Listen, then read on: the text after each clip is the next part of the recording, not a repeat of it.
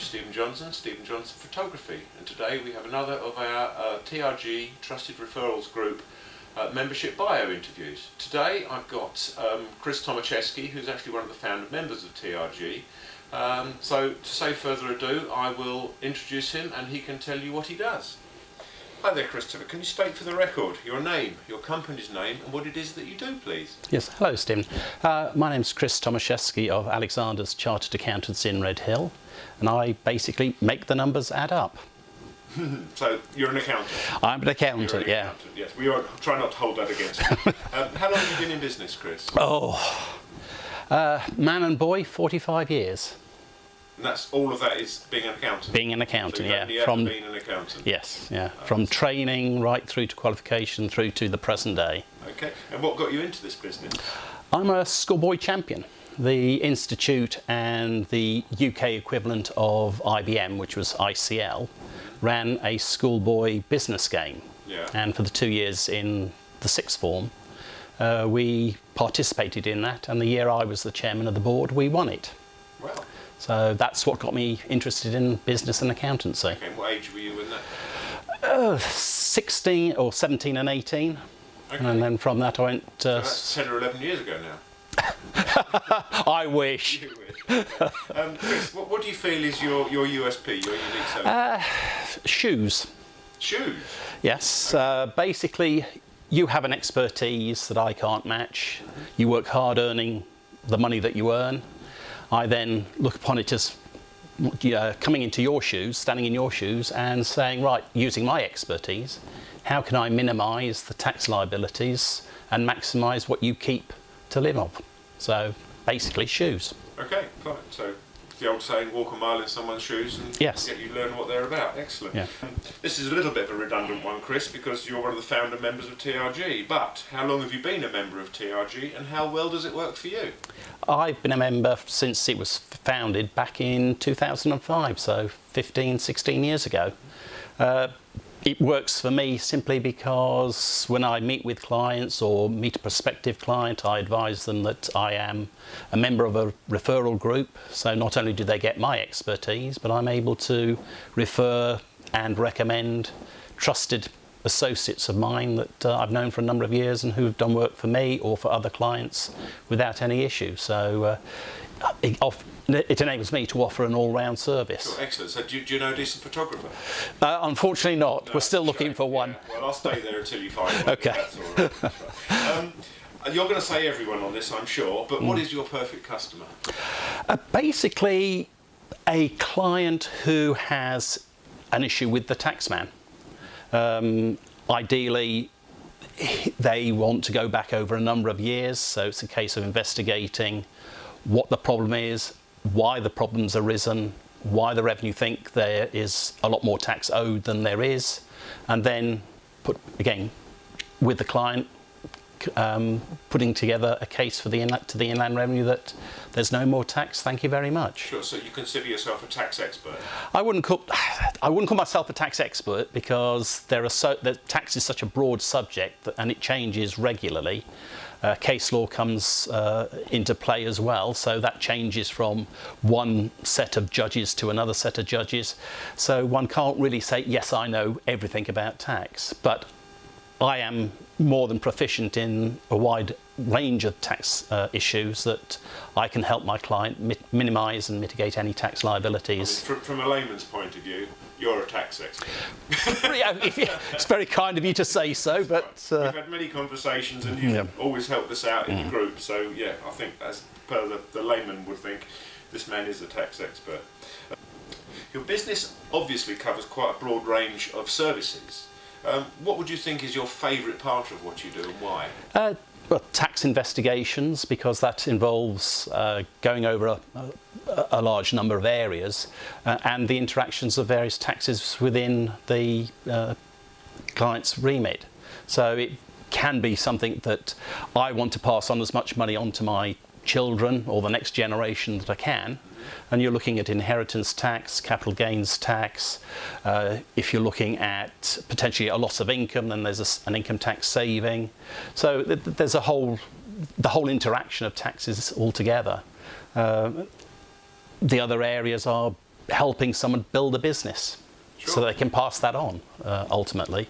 Okay. And we're a firm who are happy to recognise the fact that we do have limitations. So if you're concentrating on building a business for a public flotation, then we'll take you so far, but maybe 3 to 5 years before flotation, we'll actually recommend that you go on to a larger firm of accountants, so that when it comes to flotation, you've got the history there with the larger firm, who will then be able to take you on to a stock market quote. Sure. So BS that you can do everything. Yeah. Then you'll No. pass things on when you need to. Yes, we can do 99% of what most people require, but we're not afraid to admit if it's not for us, or it's not something that we're capable of handling, then we will refer you on to our own contacts. Right. We're all from larger firms or have large firm experience, so we're more than happy to. Sure. I mean, that level of honesty is always Yeah. well appreciated. Yeah.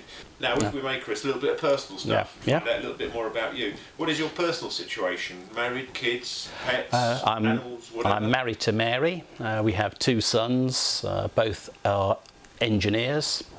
I have a pet Westie, so they keep me busy. Thanks, Chris. Tell us a little something about yourself that most people wouldn't know. I was part of a police lineup. I was a bit concerned because in the day I had a full set of beard, moustache, fairly lengthy hair, and we were out at a client's, and the audit manager turned round and said to me that the client has been asked by the local police station to send along half a dozen men. You fit the bill, you're excused. The only problem was that when I got there, I was the only one with a full set of hair, facial hair, and it left me wondering, I do hope this person knows that it was a clean-shaven person that did the crime, not me, otherwise I might not have got back onto the audit. That's interesting, but you're a free man. So I'm still a free man, yes, yeah. My crimes have been haven't been discovered yet. Sure. What kind of things do you like to do in your spare time? I know you've got a canal boat. Yeah, I do own a narrowboat, and there's nothing more that I like to do than to get onto the marina, drive through those gates, and suddenly the stress just disappears because you're going nowhere fast. You can only go 4 to 5 miles on the canal and river system. There's 2,200 miles to travel, so you can get from anywhere within the UK over to Bristol from where I am, up to York, up to Liverpool. So there's plenty. Time. It would take a lot of time, but that's what retirement's for. So water skiing's out there. Well, I try to encourage my wife to sit face down, and I'll drag her along the canal and the rivers. Right. And That's called bog sorting. well, she hasn't taken me up on the offer yet. She kind of thinks that I'm pulling her leg. I've got a feeling she probably won't on that one. Yes, so do I. Why should someone out there hire you? Because I will tell them what they need to hear, not what they want to hear. And if the tax liability is due, then a tax bill is due. The days of having 2 sets of books are gone. When I first started 45 years ago, it was a case of here's a set of books for the Inland Revenue that shows that I've not made any money and there's no tax due.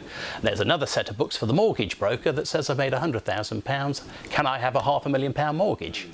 With the digitisation of tax with the Inland Revenue these days, the opportunity to play fast and loose is severely restricted, and these days the Inland Revenue is the first port of call for most financial institutions to say, you want to proof of income, show me your Inland Revenue return. Sure. And that's where I come in, because I can provide that at a drop of a hat, and say that really there's little room for manoeuvre. Yeah. You gave us a very interesting talk a little while ago at one of our ed slots when you're saying that the Inland Revenue now has their fingers into social media, so they can keep an eye on what you're doing in there as well. Yes. That's the great difficulty with social media, is that LinkedIn, Facebook, Twitter, it's there for all to see.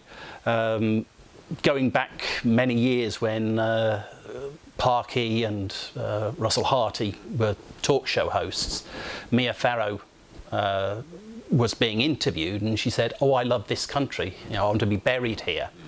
The next morning, a letter was presented to their accountant saying, "We understand Mia Farrow has expressed a wish to be buried here. That makes her tax resident here. So let's start an investigation into her earnings and have a huge tax bill." Thank you very much. So, you know, even in days of old, when the television was the only reference, or a radio was the only reference point, the revenue have their ears and eyes open, and they will come after some misguided and unthought of remarks and expect a tax bill. Sure. So don't say something silly about what you're doing on Facebook. That's it, exactly. Yeah. Because Facebook, LinkedIn, Twitter, Instagram, if the revenue can get hold of it, then... And TikTok now, Chris. Yeah. It's a new one for you. well, Yes. as you know, I'm not a social media freak, so it's not something I participate in. So, Sure. but I am well aware that the revenue do, and they will have people trawling Sure. these sites to see what they can pick up alongside every other piece of information that they're getting from all sorts of sources. Fascinating.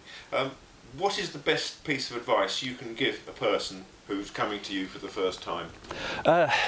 Tell me everything, not what you think I need to hear. Quite often things are lost in translation. Things that I need to know aren't said, which alter the tax advice or the advice I give. So really, it's a case of being honest with me so that I can be honest with you. Sure. I mean, nowadays there are a multitude of ways of getting in contact with everyone. And at the end of this, I will put a slide up showing all Chris's contact details, his email, his website, and phone numbers. But what would you consider as your favourite, your preferred method of contact? The preferred method is email. It's a written record. There can be no case for misunderstanding what was said. It gives, if the information on the email is not explicit enough, it gives me the opportunity to refer back to the inquirer to say, can you please expand on this particular point, or raise pertinent questions if some more information is needed to complete the data I need, then to refer back to the client with a positive response. Sure, sure. That is you, Chris. Thank you very much for coming to see us, and I hope someone out there who may be interested in an accountant will get in contact with you. So that's me, Stephen Johnson, Stephen Johnson Photography, signing off for now. Thank you very much.